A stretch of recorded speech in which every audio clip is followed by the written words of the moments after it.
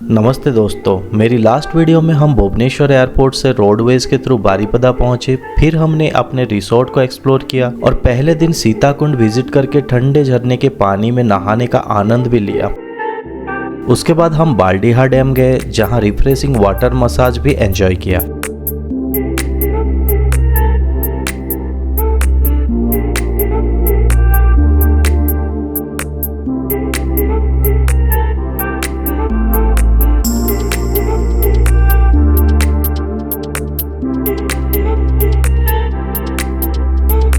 दूसरे दिन की सुबह हमने एक खूबसूरत स्ट्रॉबेरी फार्म घूमा और नेचर के बीच लुलुंग का भी एक्सप्लोरेशन किया। इसके बाद हमने भारत का दूसरा सबसे ऊंचा जलप्रपात जो है बड़े पानी और कई और वाटरफॉल्स देखे। साथ ही जंगल सफारी के दौरान बहुत सारे वाइल्ड एनिमल्स के भी दर्शन किए और सबसे थ्रिलिंग रहा टाइगर सफारी का अनुभव।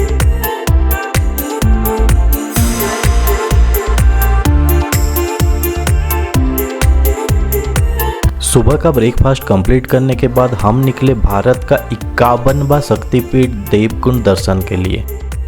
रास्ते में एक छोटी सी शॉप मिली जहां आपको बहुत सारे टेस्टी लोकल ट्रेडिशनल फूड खाने को मिलेंगे। इस जगह की खास बात यह है कि यहां कई सेलिब्रिटीज भी रुककर खाना खा चुके हैं। मेरे यहां आने से कुछ दिन पहले ही लोकल्स ने इस जगह के आसपास एक टाइगर देखा था, जिसका फोटो भी उन्होंने हमें दिखाया। देवकुंड सिमलीपाल के घने जंगलों के बीच बसा हुआ है। यहाँ सिर्फ दिन के समय ही दर्शन की अनुमति है, क्योंकि शाम के बाद जंगली जानवर बाहर निकल आते हैं, ऐसा लोकल्स बताते हैं।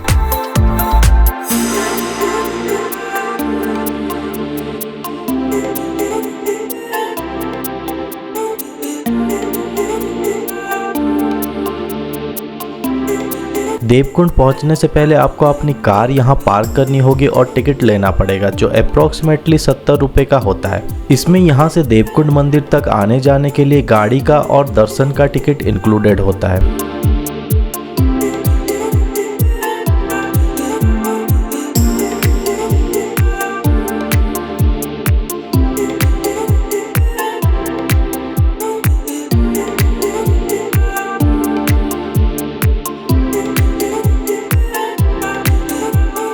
उसके बाद आप बैटरी गाड़ी से जंगल के अंदर की तरफ बढ़ेंगे।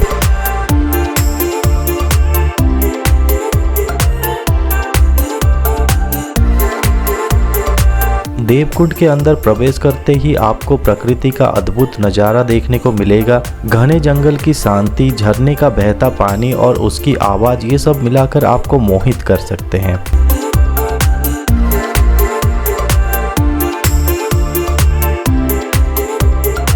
आपको पता होगा, जब दक्ष प्रजापति के अपमान के कारण देवी सती ने अपने आप को यज्ञ में समर्पित कर दिया, तब भगवान शिव पीड़ा और क्रोध से व्याकुल हो गए। वीरभद्र को उत्पन्न करने के बाद भगवान शिव देवी सती के शरीर को लेकर भ्रमण करने लगे। सृष्टि को विनाश से बचाने के लिए भगवान विष्णु ने अपने सुदर्शन चक्र से देवी सती के शरीर को 51 हिस्सों में विभाजित कर दिया। ये शरीर के अंग अलग अलग जगह पे गिरे, जहाँ शक्तिपीठ स्थापित हो गए।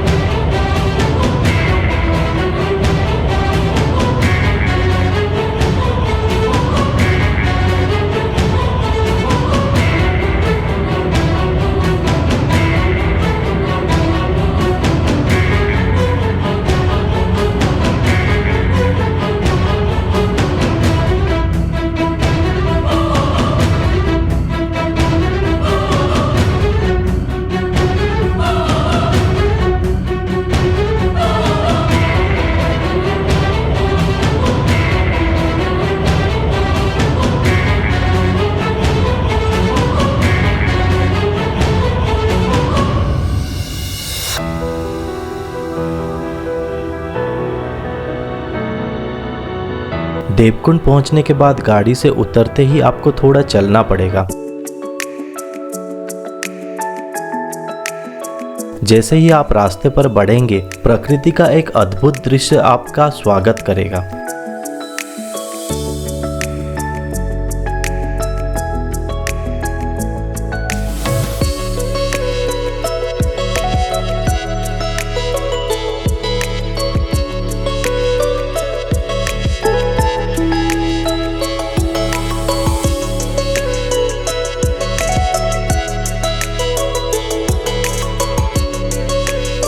घने जंगलों के बीच बहता झरना, उस पर बना एक छोटा सा ब्रिज और हर तरफ हरियाली का सुकून, ये सब मिलकर एक ऐसा दिव्य स्पर्श देते हैं जो मन को शांत और प्रसन्नता से भर देते हैं। जैसे ही आप आगे बढ़ेंगे, प्रकृति का ये अनोखा साथ आपको अपनी तरफ खींच लेगा। यहाँ की ठंडी हवाएं और प्राकृतिक सौंदर्य आपको एक अलग ही दुनिया का अनुभव कराएगा। ये जगह इतनी जादुई है कि एक पल के लिए आप अपनी सारी चिंताएं भूल जाएंगे और इस प्राकृतिक स्वर्ग में खो जाएंगे।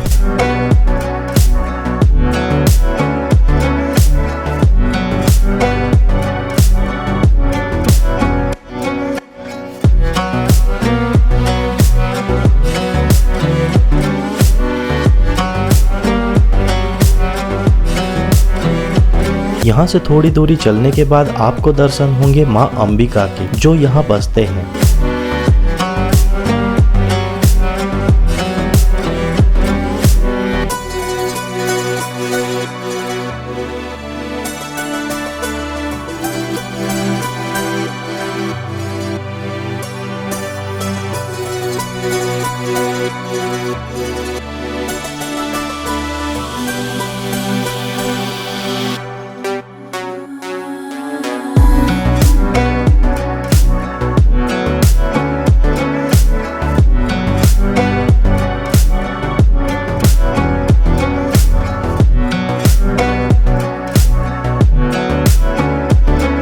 देवकुंड पर आपको नीचे की तरफ एक स्टनिंग दृश्य देखने को मिलेगा, जहां एक शानदार झरना जो बिल्कुल मंदिर के पास से नीचे गिर रहा होगा और चारों तरफ पहाड़ों से घिरा होगा। ये नज़ारा देखकर आप मोहित हो जाएंगे।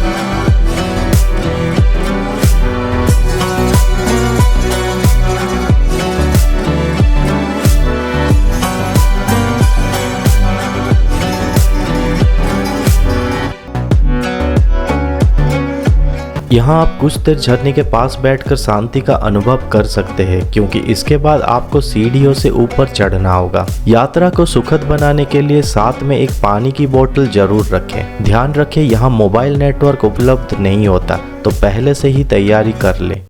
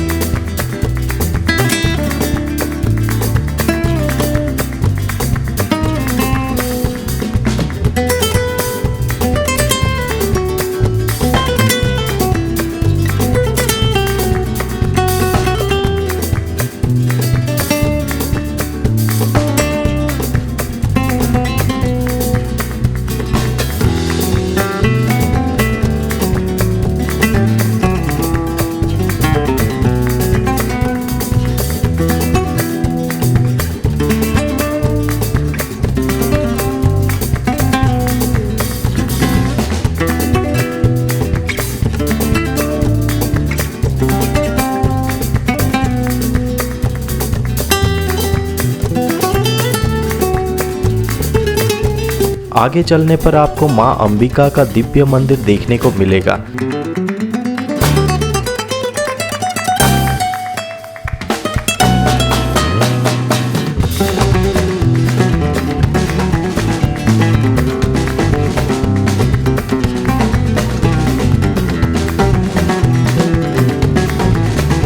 जैसे ही आप अंदर प्रवेश करेंगे, एक अलौकिक शांति का अनुभव होगा और यात्रा की सारी थकान मिट जाएगी।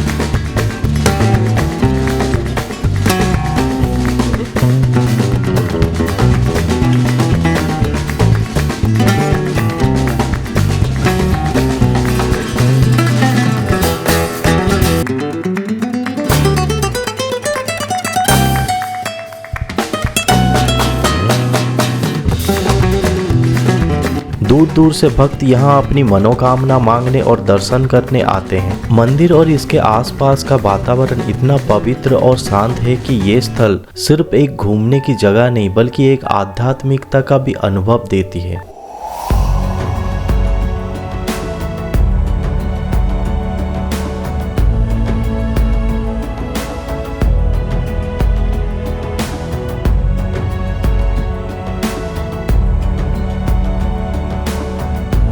दर्शन के बाद आपको यहाँ प्रसाद ग्रहण करने को भी मिलेगा।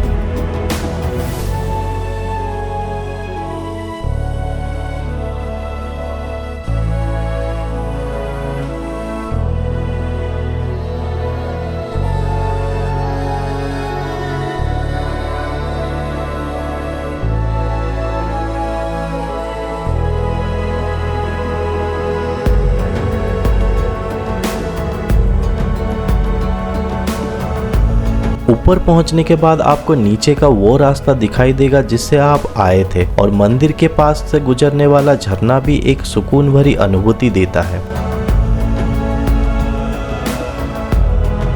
बहता हुआ पानी और चारों तरफ पहाड़ों से घिरा हुआ ये दृश्य आपके मन को प्रसन्न कर देगा।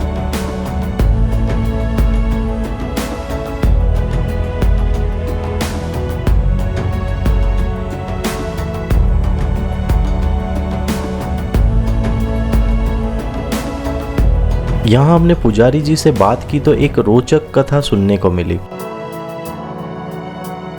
जब राजा बैद्यनाथ भंज यहाँ आए थे तो उन्होंने नीचे से झरने के ऊपर 2 ज्योति देखी। तब माता अंबिका ने उन्हें अपने स्थान के बारे में संकेत दिया। इसके बाद पंडित जी से विचार विमर्श करने के बाद मां अंबिका का मंदिर बनवाया गया, ठीक उसी जगह पे।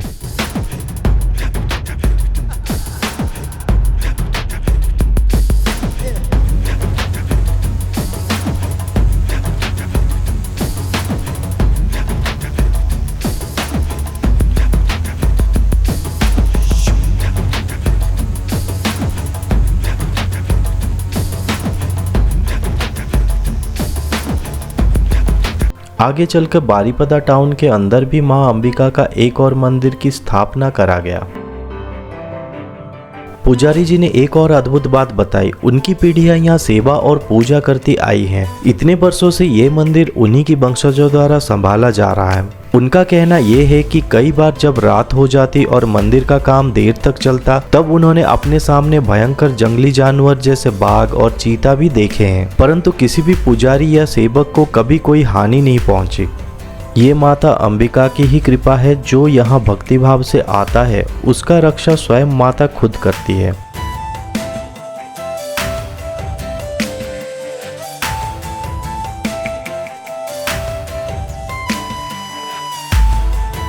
देवकुंड से एक दिव्य दर्शन के बाद हम निकले हरिपुरगढ़ किले की ओर, जो आज से लगभग 500 से 600 साल पहले बना था। ये ईंटों और टेराकोटा से बना एक अद्भुत कारीगरी है जो आज आर्कियोलॉजिकल सर्वे ऑफ इंडिया के अधीन आता है।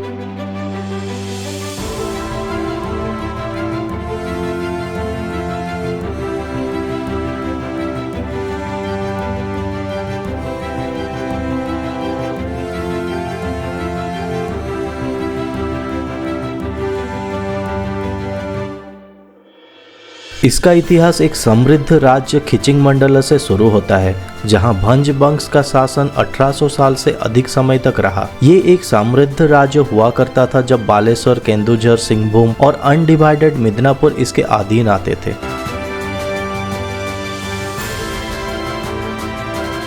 1361 में फिरोज शाह तुगलक ने इस पर भयंकर आक्रमण किया और इस नगर का पूरी तरीके से विनाश कर दिया।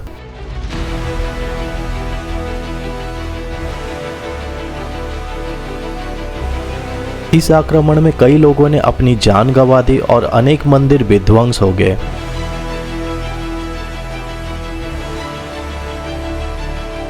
राजनीतिक कारणों से ये राज्य टूटकर केंदुझर और मयूरभंज 2 अलग राज्य बन गए। केंदुझर पर ज्योतिभंज ने शासन किया, जिनके नाम पर ज्योतिपुर उनकी पहली राजधानी बनी। केंदुझर वही जगह है जहां फेमस घटगा तारिणी माता का मंदिर है और आज के ओडिशा के सीएम भी केंदुझर से ही बिलोंग करते हैं। दूसरी तरफ आदिभंज मयूरभंज के पहले राजा बने, जिनके नाम पर मयूरभंज की पहली राजधानी आदिपुर बनी। भारत के महामहिम राष्ट्रपति श्रीमती द्रौपदी मुर्मू जी का होम टाउन भी इसी मयूरभंज में ही है। मयूरभंज शब्द भंज वंश और मयूर वंश के मिलन से बना है। शुरुआत में मयूरभंज की राजधानी अस्थायी रूप से आदिपुर और बहलदा में स्थापित की गई। फिर 1400 से 1500 के दौरान महाराजा हरिहरभंज ने मयूरभंज पर शासन किया और हरिपुर में अपनी राजधानी स्थापित की। इसकी उत्तम भौगोलिक स्थिति के कारण इसे एक अभेद्य किला भी कहा जाने लगा।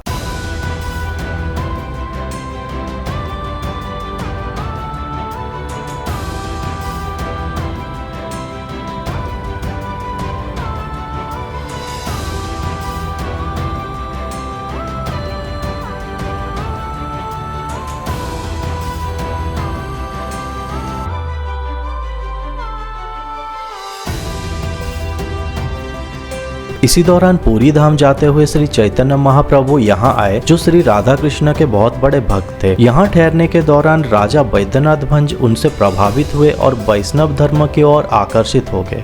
इस प्रेरणा से उन्होंने किले के अंदर एक रसिकराय मंदिर का निर्माण करवाया, जो एक rare Bengal style brick temple है। यह अपनी शानदार टेराकोटा नक्काशी के लिए मशहूर है और ईस्टर्न इंडिया का पहला ईंटों से बना भव्य धार्मिक मंदिर माना जाता है, जो आज कुछ ऐसा दिखता है।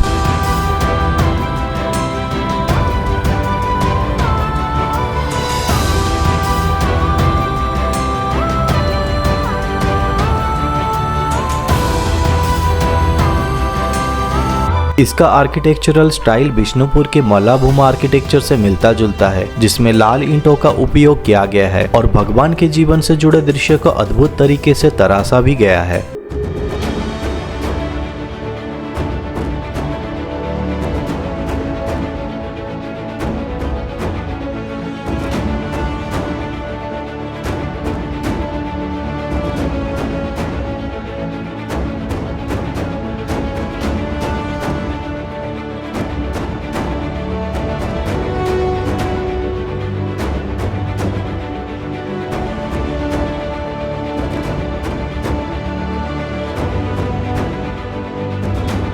इस मंदिर की बाहरी दीवारों के ऊपर आपको विभिन्न देव देवी की मूर्तियां और अद्भुत शिल्पकला की कारीगरी देखने को मिलेगी, जो उस समय के शिल्प और कला का एक बेहतरीन उदाहरण है।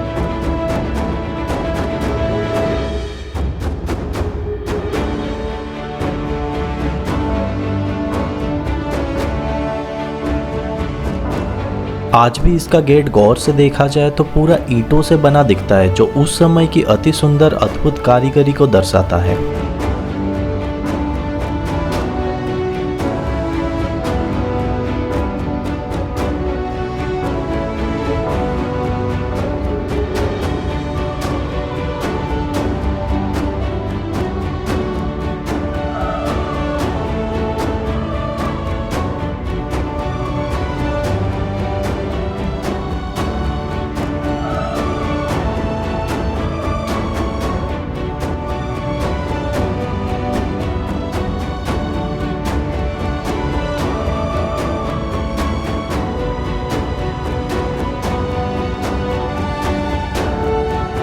एएसआई को यहाँ पे बहुत सारे पत्थरों के सामान भी मिले हैं, जिसके ऊपर काफी सुंदर नक्काशी किया गया है। इसे देखकर आप भी सोच में पड़ जाओगे कि इस चीज का उपयोग कहाँ होता होगा।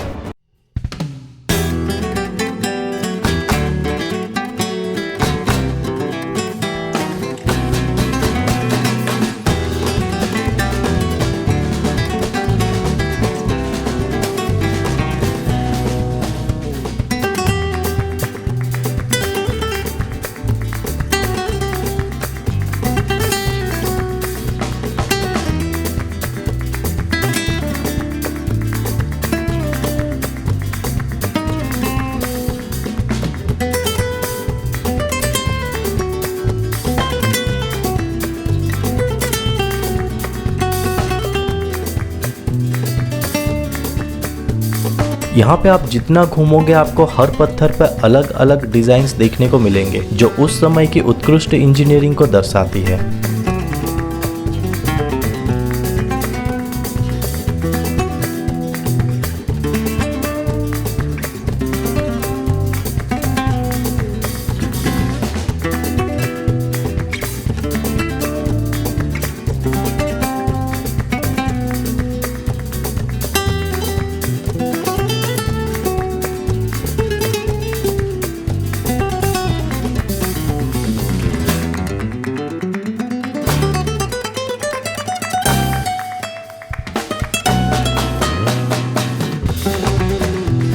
यहाँ घूमने पर आपको कई एक्सकावेशन के चौंकाने वाले चीजें देखने को मिलेंगे।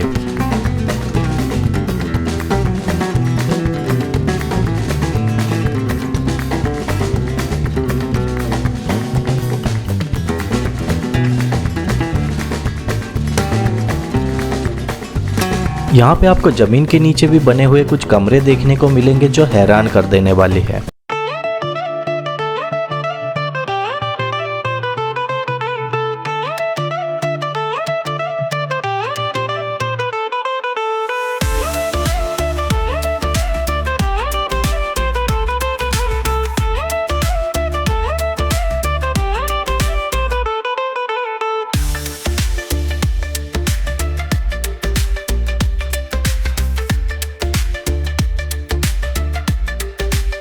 द न्यू इंडिया एक्सप्रेस में इसके बारे में कई आर्टिकल्स छपे हैं जिसमें इसको एक नेग्लेक्टेड मॉन्यूमेंट कहा गया है और इसको रिस्टोर करने के बारे में भी बात करी गई है। आप चाहो तो मैं डिस्क्रिप्शन में इसका लिंक दे दूंगा जिसे आप जाके पढ़ सकते हैं।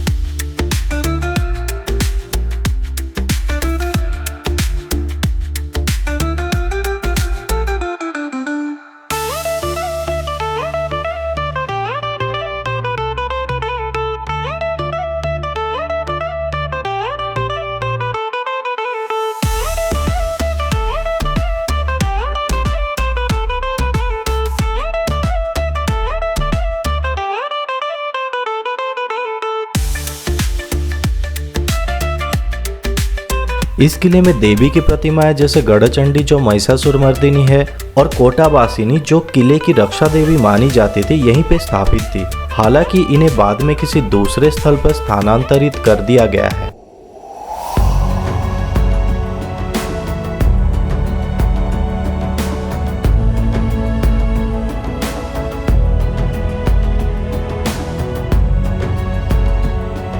आज ये स्थल बहुत सारे पर्यटकों को यहाँ पे अट्रैक्ट करता है और इसके साथ साथ यहाँ पे कई शूटिंग्स भी देखने को मिलती है।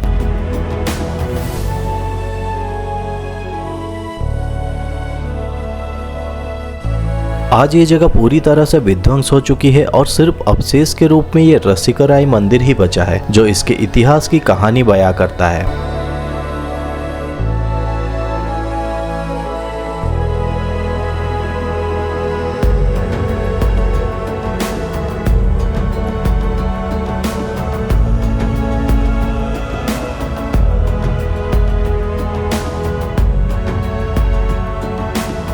अच्छी तरह से डॉक्यूमेंटेड ना होने के कारण इस किले से जुड़ी सारी घटनाओं की पूरी जानकारी उपलब्ध नहीं है, लेकिन कुछ प्रमाणों में इसका उल्लेख मिलता है, जैसे अकबरनामा में जिसमें उस समय यहाँ पर मुगलों का आक्रमण होने का वर्णन मिलता है। 1572 से लेकर 1576 के बीच दाऊद खान करनी जो बंगाल का अंतिम सुल्तान था, उसने चिटागोंग पर कब्जा कर लिया और मुगल साम्राज्य से सीधा भिड़ गया। उस समय बिहार के मुगल सूबेदार मुनीम खान ने दाऊद की सेना पर आक्रमण किया, जिससे दाऊद को पटना की तरफ पीछे हटना पड़ा। मुनीम खान ने पटना को घेर लिया और अकबर से मदद मांगी। 1574 में अकबर ने खुद दाऊद खान के खिलाफ युद्ध किया, जिसमें टोडरमल और मान सिंह जैसे प्रमुख सेनापति भी शामिल थे। पटना हारने के बाद दाऊद खान पूरब की तरफ भागकर हरिपुर आया, क्योंकि ये जगह अपनी मजबूत सुरक्षा दीवारों के लिए प्रसिद्ध थी। इस दौरान कला पहाड़ जो उसका जनरल था, जिसने कई हिंदू मंदिरों को तोड़ा था, वो भी दाऊद खान के साथ था।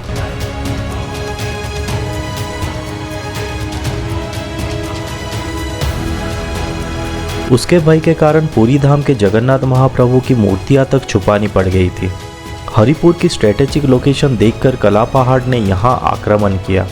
उसके बाद दाऊद खान ने इस किले पे शरण लिया, जिससे यहाँ के राजाओं को जंगल में छुपना पड़ा था। अकबरनामा के अनुसार मुगल सेना ने दाऊद खान का निरंतर पीछा किया। 1576 में एक निर्णायक युद्ध हुआ जिसमें दाऊद खान हार गया और उसका वध कर दिया गया। इसके साथ ही करनी वंश का अंत हो गया और पूरा बंगाल मुगल साम्राज्य के हिस्सा बन गया।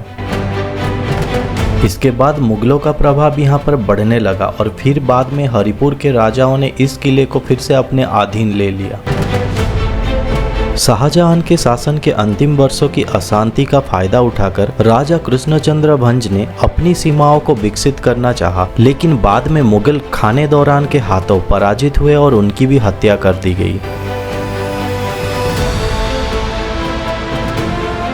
1760 के बाद मुगल्स कमजोर होने लगे। इस बीच मराठों ने 1761 से लेकर 1796 के बीच हरिपुर पर लगातार आक्रमण किया। इस 35 साल के युद्ध के दौरान महाराजा दामोदर भंज की मृत्यु हो, जिसके बाद भंज वंश अपने कई क्षेत्र हार गई।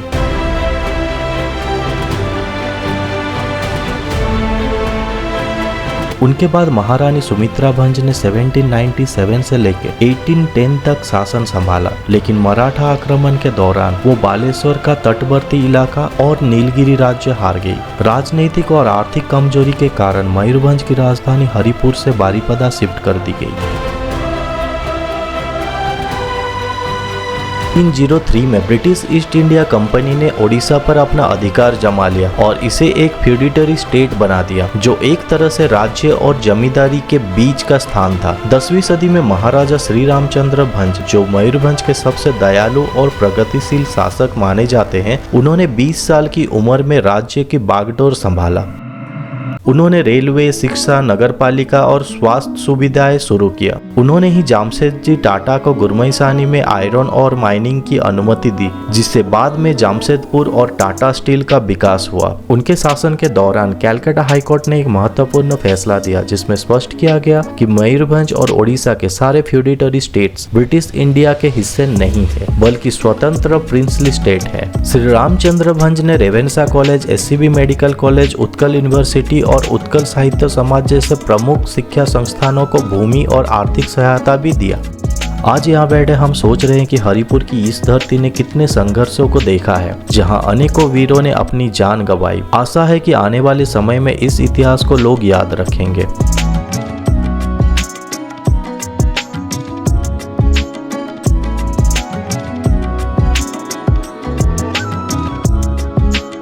और हाँ, यही पास में एक छोटा सा झरना भी है, जिसको दूधिया बारूनी भी कहा जाता है, जिसको आप एक्सप्लोर कर सकते हैं। अगर आपको इस वीडियो से कुछ नया सीखने को मिला तो इसे लाइक कीजिए, शेयर करें और चैनल को सब्सक्राइब कीजिए। मिलते हैं अगली जर्नी में, जहाँ पे हम बारीपदा टाउन के प्राचीन मंदिरों, महलों और उनके हैंडक्राफ्ट्स को एक्सप्लोर करेंगे। तब तक के लिए धन्यवाद।